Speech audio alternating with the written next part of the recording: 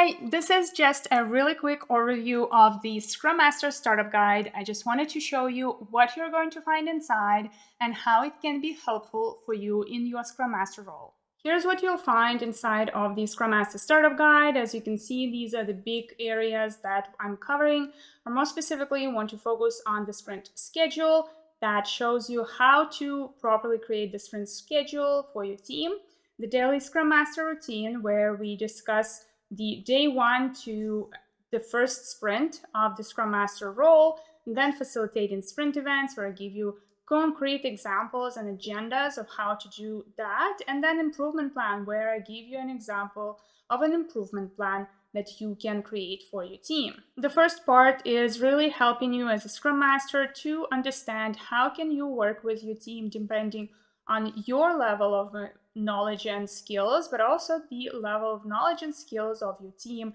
What are some of the best ways for you to interact, and how can you actually help your team, even if maybe your team is very experienced, for example, but you are completely new? And the same, what do you do when you are experienced and have a lot of knowledge, but your team is completely new? Then I go into the sprint schedules. So I'm talking about the factors impacting the schedules. I give you some general tips. This is really what I have found over the years of working with teams, some of the things that I definitely recommend looking out for. Here I give you an actual real life example of a 2-week sprint and the schedule that we had with actual numbers and times of different events, with even more information on how to define which sprint length your team should have. Here we go into a daily Scrum Master routine where I cover the first day, then the first week, the first month, and every day of what Scrum Master should be doing, and giving you concrete examples and even checklists like the onboarding checklist to help you with everyday tasks. Here's an example of a checklist. This is an onboarding checklist for a Scrum Master, and you can use this just to really figure out what you need to do on your first days when you're starting working with the team, and you can obviously reuse it for every new team you work with.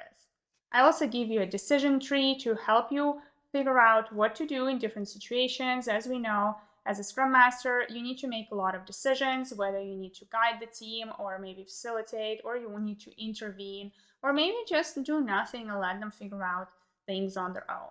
So this is a decision tree where I give you some examples of different problems that you might be facing and what you can do to actually solve them. So here I give you an actual challenge, an example challenge. We have a problem statement right there. I do some analysis and trying to understand what's going on, and then figuring out what do I actually need to do in this situation.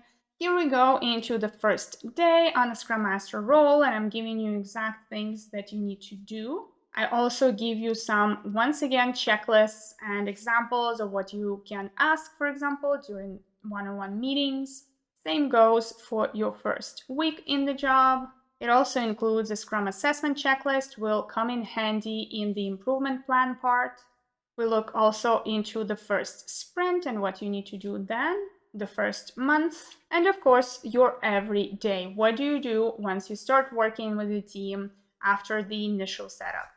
Then we go into facilitating sprint events. This is where we discuss how to facilitate sprint events. What do you need to do? Your to-do list during any meeting overall as a Scrum Master. And then we go into every single sprint event. So here is the sprint planning where I talk about the purpose, what are some of the discussion points you want to cover, who should be attending, as well as what you should do to prepare.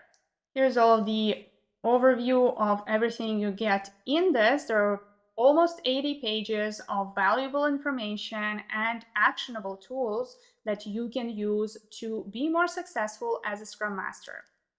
The last important part I want to cover is the improvement action plan, because the Scrum Master Startup Guide comes with a template of a presentation you can use to actually show what you have observed working with the team and what you think should be improved and your action plan.